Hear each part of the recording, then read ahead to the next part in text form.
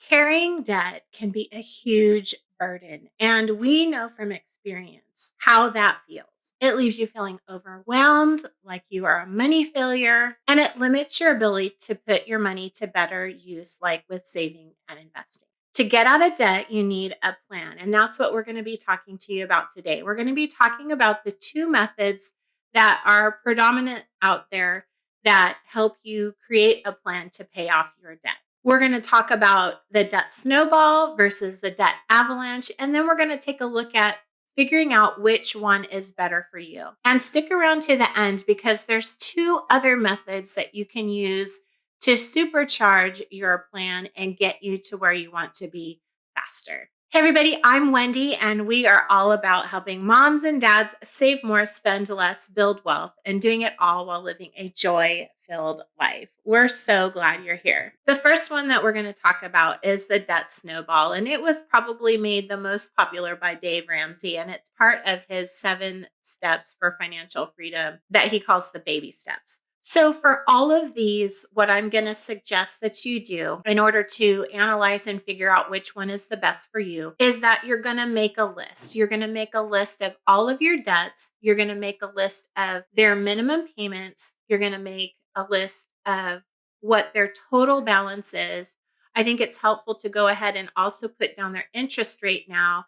And then for later purposes, go ahead and put some sort of emotional indicator about how that debt makes you feel. Now, some of these aren't going to have minimum payments, but you still need to list those in there. So sometimes things like medical bills, maybe you don't have that on a payment plan yet, or you have one large amount that's you owe to your uncle and there's no payment plan for that yet, but you still need to list it. So list it, and then we'll figure out where to put it based upon which plan you choose to go. So go ahead, and that's the first step, is to create this list. We'll look at the debt snowball first. So in the debt snowball, what you're going to be doing is you're going to take that list and you're going to put them in order of smallest balance to largest balance. That's step number 1. Then step number 2 is you're going to look at your expenses and your money, and you're going to find extra money in your budget.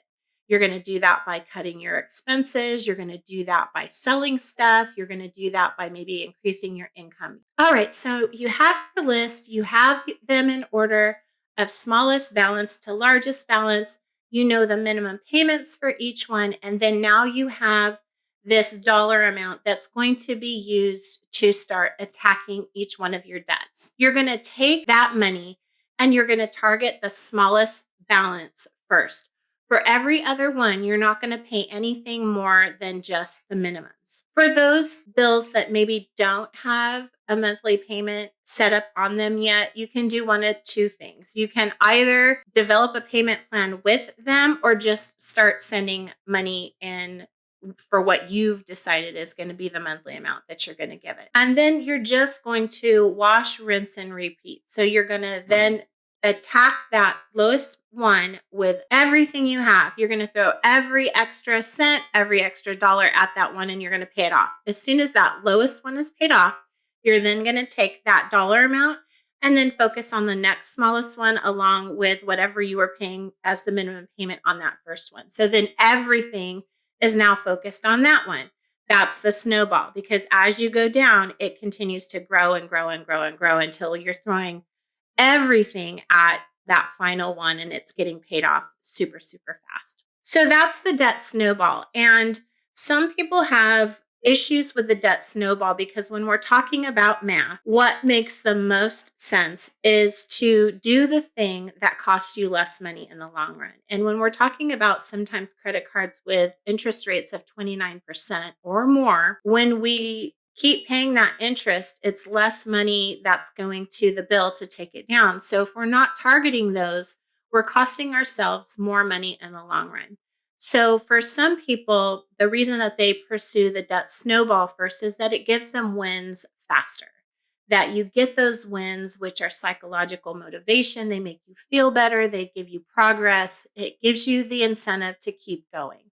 But for someone who's maybe not so much emotionally driven, but is more a concrete thinker, maybe that is not your cup of tea. If that is the case, then the debt avalanche is the method that you want to use. With the debt avalanche, you're doing everything very similar to the debt snowball, except the order that you're listing these debts is according to interest rate. You're listing the highest interest rates first, and those are the ones that you're targeting first on down to the lowest interest rate. So, of course, if you have something that maybe you just owe to somebody, they're not charging interest, maybe that's your last priority. Or maybe it's a medical bill that you haven't paid on in a year, that they're not coming after you for it yet, but you still want to honor that obligation.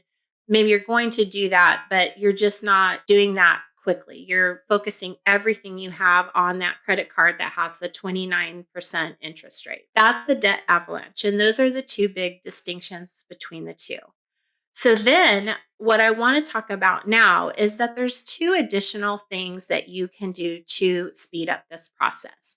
And one I've talked about in our own personal circumstances, and that I've called the Blitz. The reason that I called it that is that in our case, we had a couple of bills that had really huge payments on them, but I knew if we could target those and target those really, really quickly and pay them really, really quickly, we could get that money back into our budget really fast. We're talking like 2 to 3 months at most, or maybe even right away if we're talking about selling stuff and then putting all that money onto whatever that is.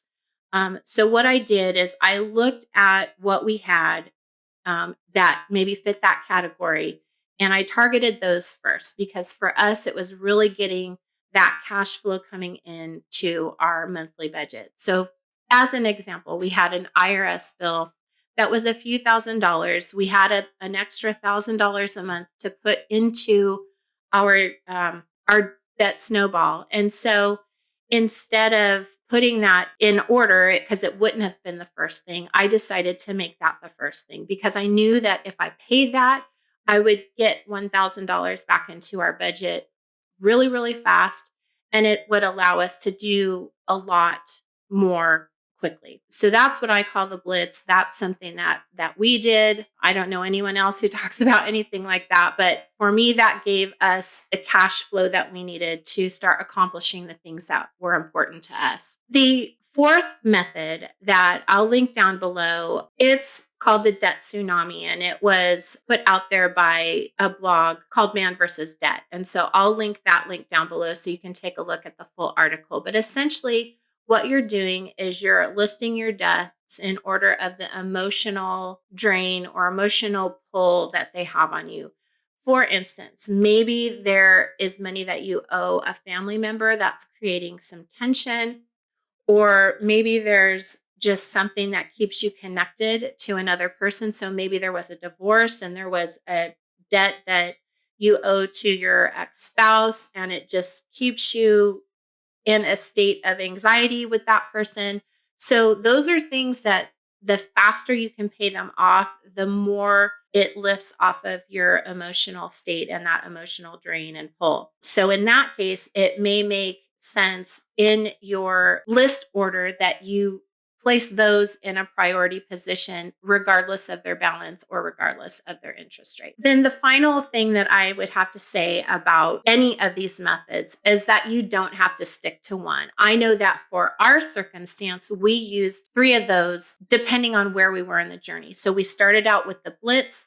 Then we moved over to the Debt Snowball because we wanted to get rid of all of those little ones and get rid of them quickly. But once we started to get to the ones that were larger balances, then what we did was we switched over to the avalanche method because we knew that it was going to take longer. The first two, the Blitz and the Debt Snowball, we knew that we could accomplish in a really short period of time. So in the long run, it really wasn't going to affect the amount of overall interest that we were going to pay. But once we got into the larger debts that were going to take maybe just a little bit more time, we switched on over to the debt avalanche. That is what made the most sense to us. And then the final thing that we did was we sold our house and then we paid off the rest of our consumer debt in one fell swoop. So the only debt that we have remaining is an IRS bill that we have on a payment plan that we should be close to paying off, and then our student loans, which We have a plan for those as well because they are quite significant, but we have two different methods that we're using to attack those. And I've done several videos on those. I'll link those up above as well so that you can hear our plan for those. My husband's student loans we're opting to do through the PSLF program, and then mine we're opting to slow pay over a very long period of time. And we have reasons for doing it that make the most sense for us financially. It may not make the most sense for you and your circumstances, but for us it does. So I hope with this information in today's video, you can come up with your own plan on how you can target your debt and get it paid off in the way and in the manner that is best for you. It doesn't always come down to just the dollars. Our emotions play a role, relationships play a role, and our current financial needs play a role as well. And the comments down below, why don't you tell me what your plan is for your debt payoff and if you're using one or more of these strategies? If you haven't subscribed, would you please go ahead and take a second to do that? And don't forget to ring that notifications bell so that you get notified when we have new videos out. Until then, I will see you next week, guys. You all have a great week. We'll see you back here. Take care. Bye.